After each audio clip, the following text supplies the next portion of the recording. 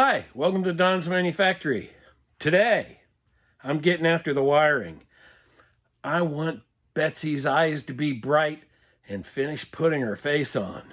Been working on the valance, fixing up the parking turn signal harnesses and side marker harnesses, and also wiring in these LEDs. So they have these little power supplies, and I just stuck them on there with butyl. I figure it'll stay on there long enough. So I'm using weather pack connectors down here, just 3-way weather packs. And you can buy a kit of these off of Amazon, $10 for a set of 10. These are 3-wire because there's ground, and then there's hot driving light and hot fog light.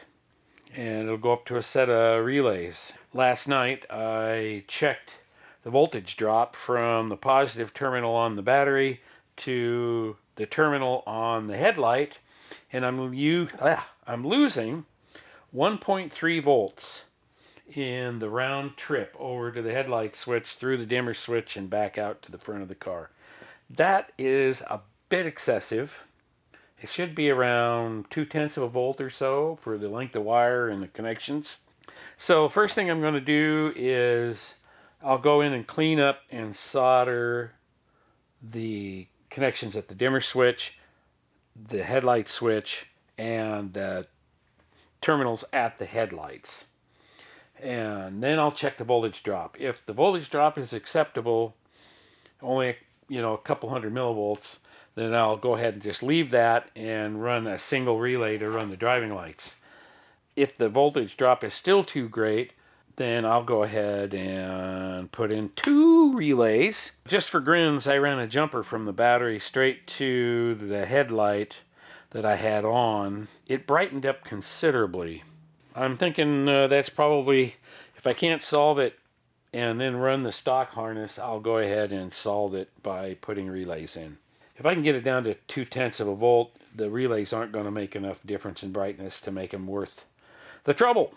So I bought this from Scott Drake. This is the whole factory fog light kit. So I figure if I'm going to put a fog light switch in, I'm going to go ahead and use the factory setup, and then I'll just add the relay for the driving lights. That'd be pretty easy. I mean, that's really the easiest way, because all I have to do is tap the trigger wire for the relay off of the high beam circuit to the headlights, and then it gets its power straight from the battery, and every time the high beams come on, the relay triggers and turns on the driving lights. So easy as cake. I thought for sure the switch would be in this kit. I'll have to check to see if I even ordered this switch. I was pretty sure I did. It says fog right on the lever part. The valance is actually ready to go in. As soon as I get a hole drilled in the core support, I think I'll bring it in under the battery. Well, hallelujah! I finally found the fog light switch. It was hiding inside the unopened mirror box. I decided to buy a mirror for the right-hand side of the car, so that looks just like, is a mirror image of the one on the left. Ha ha ha, pun intended. So let me show you what's going on with this harness. I'm a little confused, but basically I think I'm just going to rewire it the way I want. Let me show you what I got going on. First off, what I've decided to do, make a whole new headlight harness. The original headlight harness wires are really small. They're smaller than these in terms of gauge. It's 18 on the car, 16 here, but I am going to wire everything with 14 gauge. The red and green wires are reversed on these Dorman plugs, but I really like them because A, they've got this nice rubber grommet to keep the water and junk out. They have the 90-degree wire fittings, which the early Mustangs require because the headlight bucket is not that deep. Okay, so my plan is I am not going to hack the original harness at all. I will just tape up the original headlight connectors and just leave them in the buckets. On the passenger side, I'll come out of the high and low beam in order to supply the relays with on low beam, on high beam. It's a little weird that they would be using 16 gauge wire and expecting 30 amps to go through it. That just doesn't make any sense to me at all. The relay may be able to handle 30 amps, but these wires and connectors sure as heck won't. In the meantime, I also have to get the fog lights going. Looking at the wiring diagram, this jumps into the taillight harness and gives you a tap into the running lights, because this switch is supposed to turn on the fog lights and the running lights at the same time. The only thing that's got me bugged here is when I look at the diagram here, well, there's no schematic. That's my first problem. Here you'll notice that the extra black wire is tapped off of the red with black or black with red, whichever way you want to say that. Looks like black with red to me. But here, this has jumped off the black wire. So right away, the instructions don't match what they gave me for parts, which is so absolutely typical. There is a power wire that's right above the fuse panel, and I noticed it when I had the car all apart. It's just hanging there. It's a little jumper about this long, and it's made especially for this. So all I got to do is take the dash out and plug this in. Just hold on a minute there, Don. That wire is actually a post courtesy light switch wire, so hey, the fog lights didn't work with the door closed. So I ended up just tapping into the headlight switch feed wire. It goes through a 30 amp breaker, which is more than it needs for what's going on, but okay, whatever. This is supposed to mount somewhere under the dash, into the metal structure there somewhere. I'll figure out a place to put that. And I'll probably use vacuum plugs. I'm talking about getting one of these, and just cut it shorter, of course, and stick one on each one of these to protect the terminals from any shorting. So the gray wire here goes out through the firewall, so they provide this is supposed to be a grommet, but it's actually hard plastic. I have no idea what they're thinking. And then there is another gray wire here that plugs into this, then goes up to the front, and then has this lead here with the two plugs for the fog light, the normal Ford fog lights. So I'm not doing anything with that. Basically, all I need is the gray wire running straight over to the fog lights. I don't need to run a relay or anything because the fog lights don't pull that much current. In fact, I'm going to cut right now and I will test how much those actually pull. Cut! What I have here, there are 4 brick resistors in here, ceramic brick resistors, that I have in series parallel. This is 1 ohms, and I think this is about 40 watts worth of resistor here. So I can just put my voltmeter across this, and whatever it reads is exactly how much current I'm pulling. So 1 volt is 1 amp. 1/10 of a volt is 1/10 of an amp, or 100 milliamps, if you want to look at it like that. I have it on the ground side, so all I have to do is power the white wire, and the driving lights come on, and you can see 6.7 amps. So that's how much current they draw. The fog lights are on the red wire here. So my fog light circuit only has to be able to handle 3 amps. So yes, you do have to crimp these, and what I do is I just use my little needle nose pliers to make the crimp, and I solder all my connections so I can get the maximum current without problems. When the power comes out the low beam, it will trigger one relay, and when it comes out the high beam, it'll trigger the other relay, and then hopefully I won't have 1.5 volt of voltage drop going to the headlights. That's it in a nutshell. I'll bring you back when I get the harness made up. So what I did was I just cut the wire and then peel the insulation back, and then I used my little hobby saw here and cut the wires off. So then I just lay the new wires across there so the larger wire will get through there. So I just do that. And then crimp these down.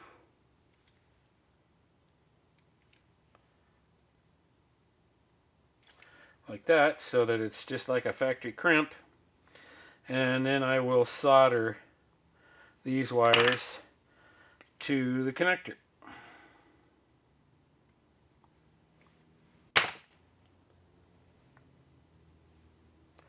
Just like that, see? Almost time for a new tip there. Tinning always helps the tip work better. Okay. Cool. Now just get her down there and let's get some heat into it, and just a bit uncoordinated, I'm just gonna lay a tool on it here.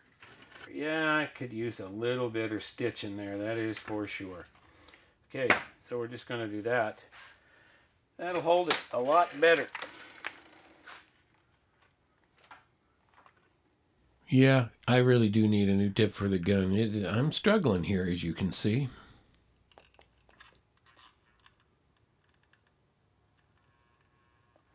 Get a little more flux down in there so that it gets the brass better. Last thing you got to do is I will be pushing this back into that connector, so I need to bend that tang back out so it'll lock in place when I put it back in. And it should not be a problem. It shouldn't have too much size. See, it's not too bulky. And gee, do I use the proper tools for this stuff? Oh, heck no! Yeah, hacksaw blade, nice and durable. Works really good. I can just push that back and it should just come right out of there. Come on, don't make me a liar.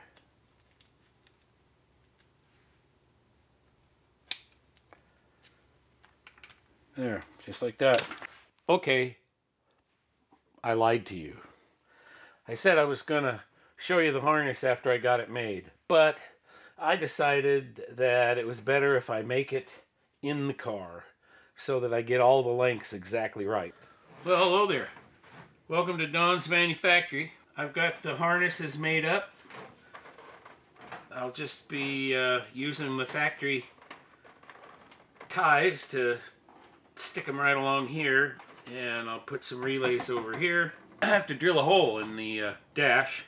So the plan today is take out the rally pack in the dash and get this here switch installed, get the rest of this wired up and finalized so that I've got headlights and driving lights. Let's get at it. Well, let me just show you a little annoyance of mine. I'm in the process of putting the fog light switch in the dash. Something that happens with these switches a lot. I keep replacing them, but they keep going bad. And that is when I turn my dash lights up to full bright, they turn off. So what I do is I just clean it and then tin it and use silver solder. So all I'm doing here is I need to take some of the thickness out of this and polish it to a smooth, round surface. You know, I do have a lot of sandpaper around here of very fine grits.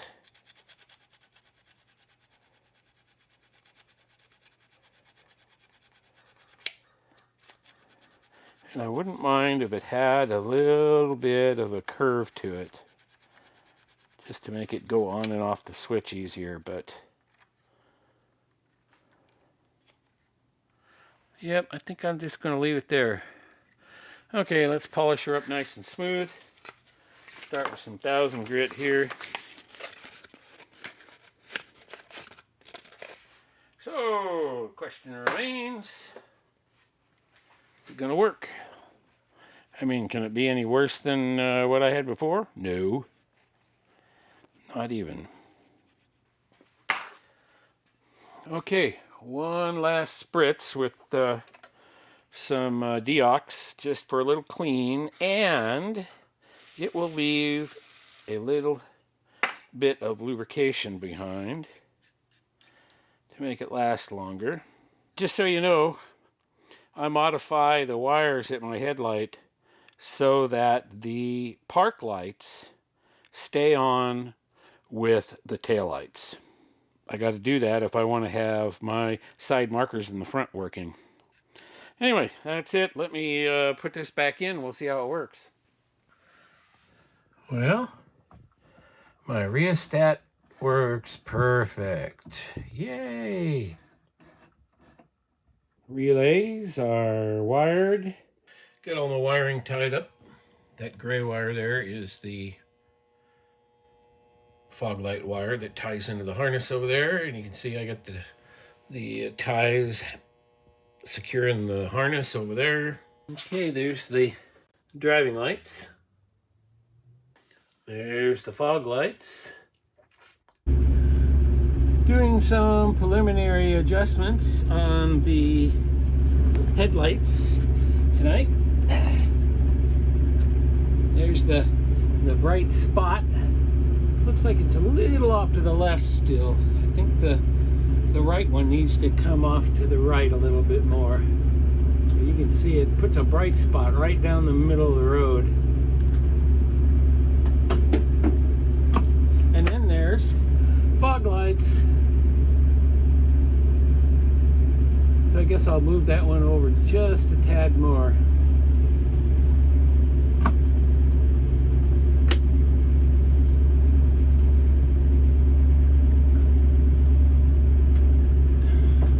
Here's an outside view of Betsy's face with the fog lights running.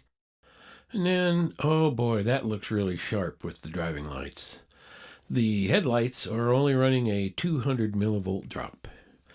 Okay, here's the look of Betsy in the daylight. I think her face looks pretty good. Thanks for watching Don's Manufactory. I'll catch you later.